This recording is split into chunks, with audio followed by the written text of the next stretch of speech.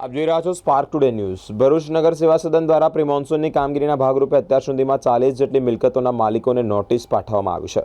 તો વરસાદી પાણીના નિકાલની 27 જેટલી કાશોને પણ સાફ સફાઈની શરૂઆત કરી દેવામાં આવી છે। હાલ અત્યારે ઉનાળો વિદાય લીધો અને ચોમાસાની શરૂઆત થવાની હોય તે અંતર્ગત અનેક જગ્યાએ સાફ સફાઈ કરવામાં આવી રહી છે। ભરૂચ શહેરમાં આવેલા જર્જરિત મિલકતો, બિલ્ડિંગો તેમજ મકાનોના માલિકોને નોટિસ પાઠવવામાં આવી છે। 40 જેટલા મિલકતોના માલિકને નોટિસ ફટકારવામાં આવી છે, જેમાં જર્જરિત ઇમારત ઉતારી લેવા જણાવવામાં આવ્યું છે। નગર સેવા સદન દ્વારા આ કામગીરી કરવામાં આવી રહી છે। વરસાદી પાણી ભરાતા હોય ત્યારે લોકોને પરેશાની પણ થતી હોય છે। વાહન ચાલકો ઉપરાંત સ્થાનિકો જ્યારે મુશ્કેલીમાં મુકાતા હોય ત્યારે વરસાદી પાણીના નિકાલ માટે જ્યાં કાચની પણ સાફ સફાઈ કરવામાં આવી રહી છે।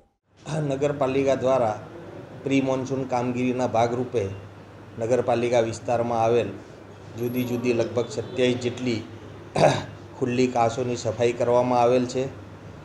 જર્જરિત અને જોખમકારક ઇમારતો માટે નગરપાલિકા દ્વારા જાહેર નોટિસ પણ પ્રસિદ્ધ કરવામાં આવેલ છે। એ સિવાય 40 જેટલી મિલકતોને વ્યક્તિગત નોટિસો પણ આપવામાં આવેલ છે।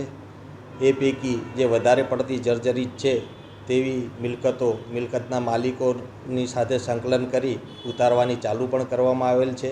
આજની તારીખમાં પણ નગરપાલિકાને સામે આવેલ શોપિંગ સેન્ટરના ઉપરના ભાગને ઉતારવાની કામગીરી ચાલુ છે। એ સિવાય જૂના ભરૂચમાં પણ અત્યારે એક મકાન ઉતારવાની કામગીરી ચાલુ છે। અગાઉ 2 જેટલા મકાનો પણ ઉતારવામાં આવેલ છે।